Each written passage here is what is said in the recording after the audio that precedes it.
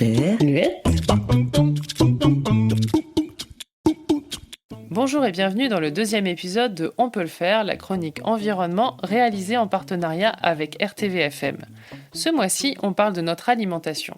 Dans cet épisode, je rassemble les 4 chroniques diffusées à la radio avec pour thématique dans l'ordre la consommation locale, la lutte contre le gaspillage alimentaire, la baisse de notre consommation de viande et les produits exotiques. À vos commentaires et astuces sur les réseaux sociaux et d'ici là, bonne écoute!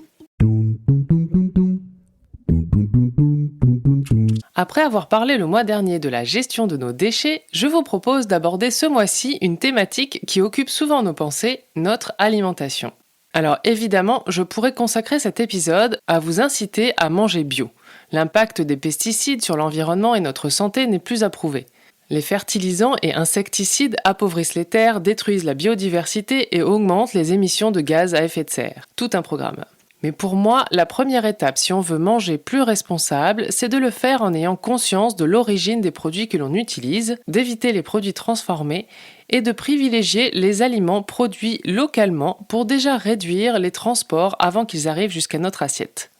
Nous avons la chance de vivre dans une région où l'on peut se nourrir de manière très diversifiée sans que notre nourriture ait fait le tour du monde. Ici, on trouve évidemment des fruits et des légumes, mais aussi du fromage, de la viande, des farines, notamment l'excellente farine de Petit Épeautre, des boissons gazeuses sans alcool avec le kombucha de Loki à Cavaillon, mais également des produits laitiers grâce à la nouvelle entreprise Going Out, qui vient de débuter son activité à Avignon, ou de la bière, et là ce sont mes origines ch'tis qui parlent, je vous conseille le Lapin Blanc à Carpentras ou la Valise Closa à l'Île-sur-la-Sorgue, avec modération bien sûr. Les célèbres marchés de Provence sont également de bonnes portes d'entrée pour chercher des produits locaux et surtout de saison.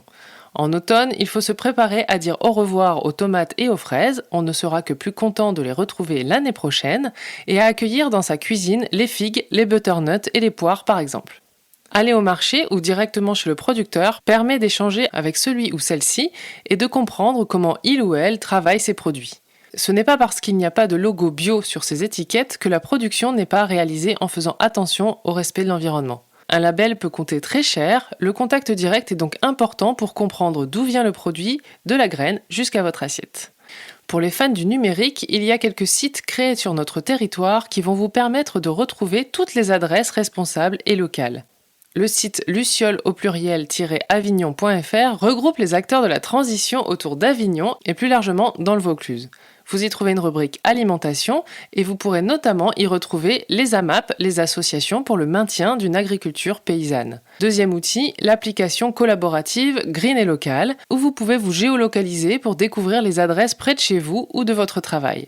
Dans un épisode précédent, je parlais de la consommation en vrac. Si vous êtes amatrice ou amateur d'amandes ou de noisettes, j'ai découvert que la boutique en ligne de l'entreprise Bédouin, B-E-D-O-U-I-N, basée à Visan, avait une catégorie fruits secs en vrac, origine France, et principalement ce sont des produits originaires de Provence. Les initiatives locales se multiplient donc. Je n'ai malheureusement pas le temps de toutes vous les citer ici.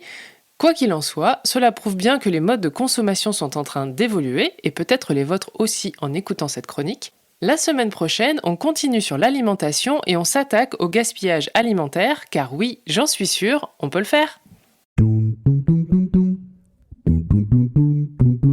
Deuxième épisode consacré à notre alimentation et aujourd'hui on fait la chasse au gaspillage. C'est bien beau d'acheter des produits locaux, mais si on en jette une partie dans nos poubelles parce qu'on en a trop acheté, même si on les met dans notre composteur, c'est du gaspillage inutile. Il y a quelques semaines, j'écoutais le podcast « Je fais de mon mieux » sur l'alimentation durable. Il était annoncé que chaque Français jette en moyenne 20 kg de nourriture par an, dont 7 kg encore emballés. Produire de l'alimentation, c'est utiliser les ressources de la terre pour pouvoir se nourrir. Mais pourquoi utiliser ces ressources, voire les épuiser, si c'est pour que les aliments se retrouvent ensuite incinérés dans les déchets ménagers ? Pour éviter le gaspillage, Internet regorge d'astuces et de bonnes idées et de recettes pour ne pas jeter une grande partie de ce qu'on achète. Par exemple, avez-vous déjà essayé de faire une soupe avec les fans de radis ? Une petite touche de crème, quelques noisettes concassées sur le dessus une fois la soupe mixée, c'est un vrai délice. Donc première résolution après l'écoute de cette chronique, on ne jette plus ses fans de radis. Autre changement de comportement, jetez les produits dont la date écrite sur l'emballage est dépassée. Attention, il y a une grande différence entre la DLC, la date limite de consommation, et la DDM, la date de durabilité minimale, anciennement appelée DLUO. Il n'y a pas longtemps, j'ai vu sur un emballage de fromage frais un petit conseil que l'on devrait tous suivre. Avant de jeter, regardez, sentez, goûtez. Et oui, la DDM, la mention à consommer de préférence avant, est une indication. Avant de jeter, posez-vous donc la question si ces aliments ne sont vraiment plus consommables. Deuxième changement de comportement, la recherche de fruits et légumes parfaits. Si vous avez déjà tenté de faire un potager, vos tomates n'étaient pas parfaitement rondes, les carottes loin d'être toutes droites, mais leur goût était tout aussi délicieux. Alors halte à la discrimination des fruits et légumes que l'on appelle moches. Connaissez-vous d'ailleurs Local en Bocal, une conserverie artisanale bio sur Avignon, qui produit des soupes, compotes, tartinables et légumes cuisinés. Vous pouvez les retrouver sous la marque À Côté. Ils valorisent les fruits et légumes moches et les surplus de production des producteurs du territoire.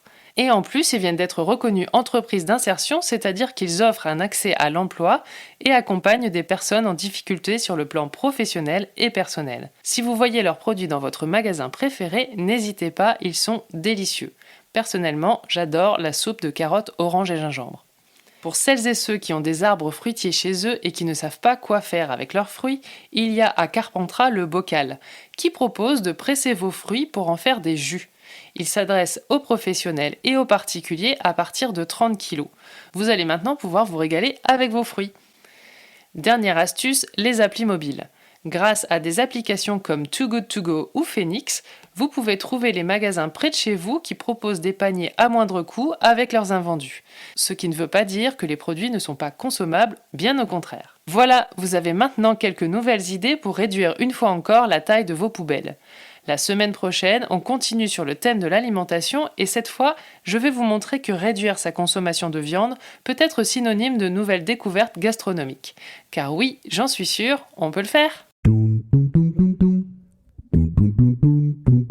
Troisième épisode consacré à notre alimentation et aujourd'hui je vous propose de consommer moins de viande et je dis bien moins de viande car personnellement je ne suis pas prête à devenir végétarienne ou végane. Mais quand la semaine dernière je participais à la fresque du climat organisée par l'association Ecolab, alors la fresque du climat c'est un outil puissant et ludique pour sensibiliser aux enjeux du changement climatique.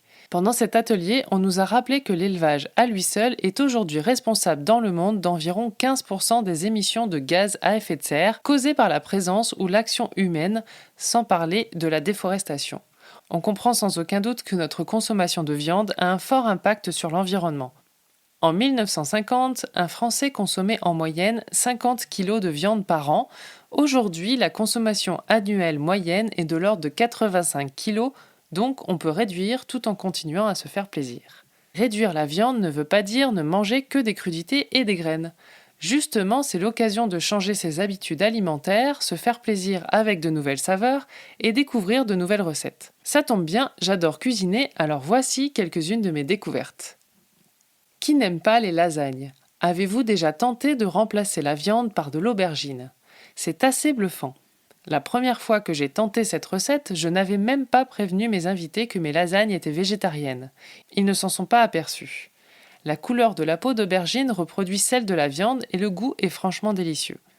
Autre découverte, on peut faire de la mousse au chocolat sans œufs. Et oui, en les remplaçant par du jus de pois chiche. Le goût est un peu différent mais c'est aussi un régal. Il y a également les lentilles corail qui permettent de faire beaucoup de recettes et de jolies assiettes avec leur belle couleur orange, ou encore les graines de chia, excellentes en pudding avec du lait de coco et une petite confiture d'abricot, de Provence évidemment, sur le dessus. Alors pour toutes celles et ceux qui, comme moi, avant de tester, s'inquiètent de manquer de nutriments et notamment de protéines en laissant la viande de côté, je vous conseille de suivre Tristan Peugeot qui est blogueur cuisine végétarien, mais surtout triathlète. Il est suivi dans sa pratique sportive intense par un nutritionniste et a réussi récemment à grimper 6 fois le Ventoux à vélo en une journée. Il fait donc partie des 369 bicinglés, comme on les appelle. Alors si ça, ce n'est pas la preuve que sans viande, on arrive à faire des exploits. Et la bonne nouvelle, c'est que sur son blog peugeot-tristan.fr, il livre toutes ses recettes comme par exemple son red steak à base de betterave, ses rillettes véganes ou les succulents muffins véganes également au cœur coulant. Autre idée, déguster les pâtes à base de légumineuses sans gluten de la marque Lazzaretti. Biovance, qui les produit, est basé à Entraigues sur la Sorgue et j'ai visité l'usine il y a quelques jours. Il pousse l'éco-responsabilité jusqu'au bout. Autosuffisance énergétique, approvisionnement le plus possible en local, produits uniquement bio, double usine pour séparer les productions sans gluten des produits avec gluten et bien d'autres choses encore. Et bien voilà, je ne sais pas vous, mais rien que d'en parler, j'ai déjà faim. Je pense que comme souvent, quand on veut changer ses habitudes, le plus difficile, c'est de s'y mettre. Mais oui, j'en suis sûre, on peut le faire. Dans la première chronique du mois, je vous invitais à consommer le plus souvent possible des produits locaux. Mais comment faire quand notre péché mignon, c'est le chocolat, le café ou tout autre produit qui ne pousse pas dans l'Hexagone ? Quand on essaie de consommer plus responsable, ces produits exotiques deviennent des plaisirs coupables. Alors ce que j'essaie de faire pour que plaisir rime le plus possible avec développement durable, c'est une nouvelle fois connaître les produits que je consomme et choisir le plus souvent possible des producteurs qui ont une démarche responsable et éthique. En effet, penser à la planète, c'est indispensable, mais il faut également penser aux personnes qui produisent ce que l'on mange. Leurs conditions de travail, le salaire, le non-travail des enfants sont des paramètres à intégrer dans le choix des produits que l'on achète. Pour le chocolat, connaissez-vous par exemple l'entreprise carpentracienne Kaoka ? Pionnier il y a 30 ans du marché du chocolat bio français, ils travaillent en étroite collaboration avec leurs producteurs qu'ils forment pour développer l'agroforesterie dans leur culture. 5000 familles de producteurs sont aujourd'hui leurs partenaires intégrés, rémunérés à la juste valeur de leur travail. Les tablettes sont ensuite produites en France pour le plus grand plaisir des gourmands. Alors évidemment, si on compare le prix des chocolats, ces tablettes sont plus chères. Mais il faut comparer ce qui est comparable. Le taux de sucre dans le produit et la qualité du produit sont à prendre en compte. Si on choisit de consommer des produits exotiques, on peut aussi choisir d'en manger moins souvent, mais de manière plus qualitative. Un gros coup de cœur pour ma part, pour les tablettes chocolat noir Kaoka, gingembre et citron, et celles avec des brisures de crêpe dentelle. Pour le café, c'est la même chose. Au lieu d'enchaîner les capsules ou des dosettes toute la journée, pourquoi ne pas choisir de se délecter d'un bon café en grains, éthique, fraîchement moulu ? Depuis ma rencontre avec Catherine Ardenne du Petit Truc Café, il y a quelques années, j'ai complètement changé ma manière de voir et boire le café. Catherine parle de ses cafés de spécialité comme on parle d'un bon vin, et franchement, après avoir testé avec elle plusieurs variétés, il y a effectivement des saveurs très différentes. On a souvent l'habitude de consommer des produits sans y faire attention, et le café en particulier, par habitude, alors que si on prend le temps de le choisir et de le préparer, l'expérience gustative est totalement différente.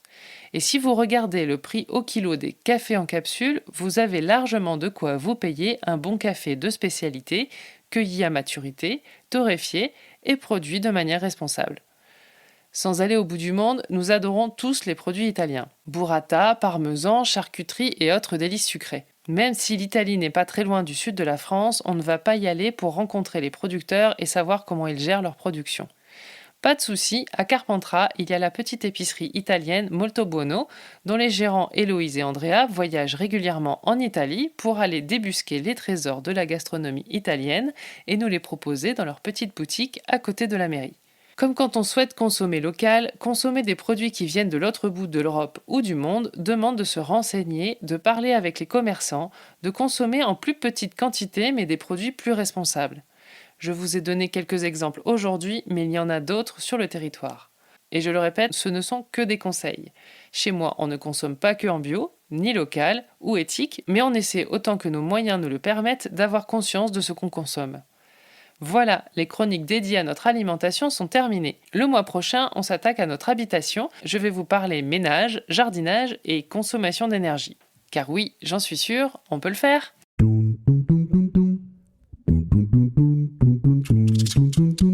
Esperluette. Esperluette.